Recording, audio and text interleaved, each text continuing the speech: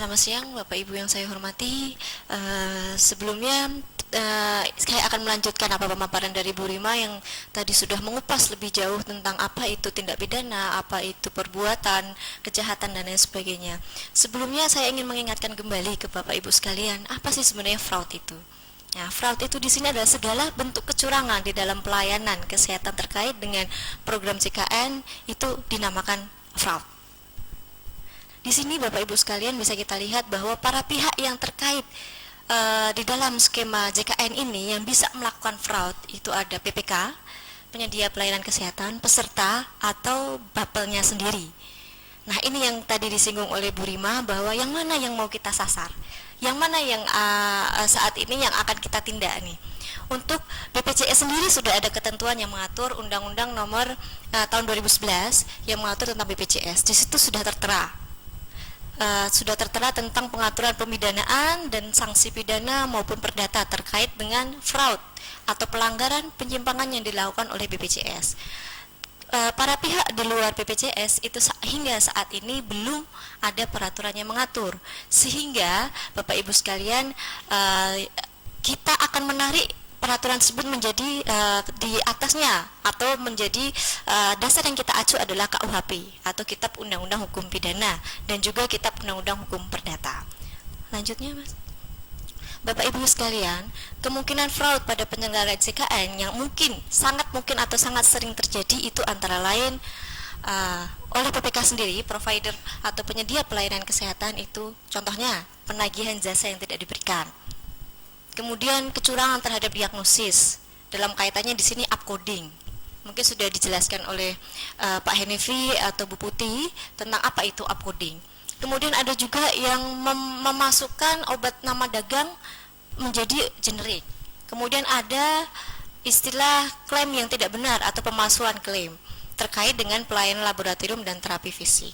Selain itu, di BPJS fraud yang sering dilakukan adalah penggelapan dana asuransi atau kepesertaan fiktif. Sedangkan peserta sendiri juga bisa mempunyai tendensi untuk melakukan fraud, yaitu keterangan palsu, kemudian adanya pemalsuan klaim. Selanjutnya, Mas. Nah, Bapak Ibu sekalian, ini adalah berbagai macam peraturan perundang-undangan di luar KUHP dan KUH Perdata yang mengatur tentang jaminan kesehatan nasional. Nah, Bapak Ibu sekalian, seperti jelaskan sebelumnya, fraud di sini ada 3 macam peraturan hukum yang bisa mengatur, yaitu KUHP, KUH Perdata, kemudian peraturan perundang-undangan yang tadi sudah saya tampilkan pada slide sebelumnya. Di luar pada peraturan perundang-undangan yang tidak mengatur tentang adanya fraud atau kecurangan di dalam pelayanan kesehatan, maka KUHP, Kitab Undang-Undang Hukum Pidana dan Kitab Undang-Undang Hukum Perdata bisa menjadi acuan. Jadi Bapak Ibu sekalian, kami mohon dengan tidak adanya peraturan perundang-undangan yang mengatur tentang fraud secara spesifik, jadi kami mohon jangan kemudian Bapak Ibu sekalian merasa aman, karena kita mempunyai Kitab Undang-Undang Hukum Pidana dan Kitab Undang-Undang Hukum Perdata yang malah justru semakin luas bisa mengatur. Tidak istilahnya tidak spesifik mengatur terhadap fraud, tapi itu bisa menjadi kalau kita bisa bilang pasal yang bisa ditarik ulur. Slide selanjutnya, Bapak Ibu yang saya hormati, untuk fraud di dalam pelayanan kesehatan kita selalu identikan dengan tindakan penipuan dan tindakan pemalsuan.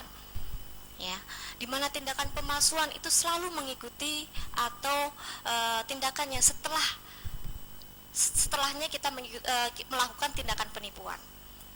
Hal ini diatur di dalam Kitab Undang-Undang Hukum Pidana pada pasal 263, Ju pasal 264, Ju pasal 266, kemudian pasal 378, kemudian ada lagi pasal 382. Dan kenapa di sini saya menyertakan Kitab Undang-Undang Hukum Perdata? Karena JKN sendiri dalam artian di sini jaminan kesehatan ini merupakan sebuah perikatan, di mana perikatan ini diatur di dalam Kitab Undang-Undang Hukum Perdata pasal 1320, di mana di situ disebutkan bahwa untuk menyelenggarakan suatu perikatan itu harus ada niatan yang tulus dengan suatu penjelasan yang kesepakatan yang didasari oleh keterangan yang benar. Nah, di mana keterangan itu tidak benar, maka perjanjian atau perikatan atau kontrak itu bisa dibatalkan. Dan kemudian para pihak bisa menuntut. Bapak Ibu yang sekalian, Bapak Ibu yang saya hormati, di dalam pasal 378 KUHP hingga pasal 381, 382 itu pidana yang paling memberatkan adalah pidana kurungan selama 8 tahun untuk tindakan penipuan. Sedangkan untuk tindakan pemalsuan bisa dikaitkan dengan KUH pidana di mana hukuman terberat juga selama 8 tahun. Jadi Bapak Ibu sekalian hati-hati jika nanti melakukan adanya pemalsuan diagnosis, pemalsuan tanggal, kemudian pemalsuan klaim, upcoding, dinaikkan codingnya bisa mendapatkan pembayaran yang lebih tinggi dari bapelnya, maka itu bisa dikategorikan sebagai tindakan penipuan dan tindakan pemalsuan, di mana Bapak Ibu sekalian di situ membuat suatu dokumen yang menyertakan fakta-fakta yang tidak akurat atau tidak benar. Kemudian di Amerika Serikat sendiri, ketentuan hukum yang mengatur tentang fraud itu sudah dijelaskan oleh Ibu Putih bahwa terdapat berbagai macam peraturan hukum mengenai pelayanan kesehatan di Amerika. Ini yang akan kita kembangkan. Apakah kemudian nanti para pihak yang terkait BPJS itu akan dijerat oleh hukum, itu yang akan kita cermati bersama-sama ke depannya. Sehingga apa? Sehingga fraud ini dapat kita cegah. Uang masyarakat, uang negara itu bisa berdaya guna maksimal untuk kepentingan khalayak ramai. Slide selanjutnya lagi, karena ini sudah jelaskan.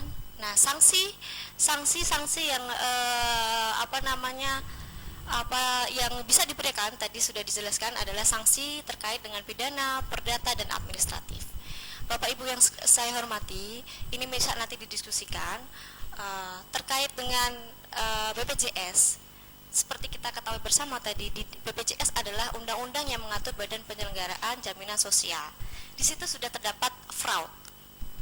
Nah, saya ingin menanyakan di sini, apakah di dalam undang-undang tersebut mengatur fraud yang bagaimana? Apakah benar memang terdapat pengaturan fraud di dalam pasal tersebut? Kemudian dalam pasal berapa? Dan kemudian kami ingin mengetahui kenapa hal tersebut bisa masuk terhadap ketentuan-ketentuan di dalam fraud. Kemudian yang kedua, Bapak Ibu yang sekalian, tadi sudah diuraikan oleh Ibu Putih apa saja di negara mana saja yang sudah mengatur tentang ketentuan hukum terkait dengan fraud.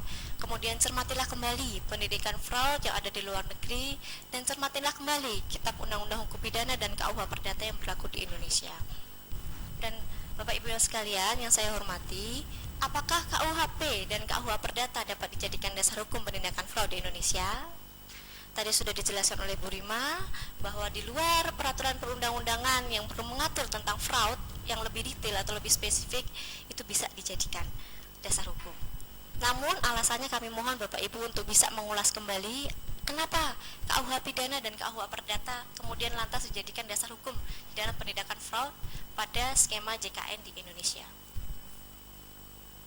Bapak Ibu yang saya hormati, setelah mempelajari fraud, kami ingin lagi kami mohon dikembangkan kira-kira apa saja yang mungkin, karena Bapak Ibu adalah orang-orang di lapangan, para pelaksana lapangan terkait dengan jaminan kesehatan nasional ini, kira-kira apa saja sih yang bisa masuk di dalam fraud.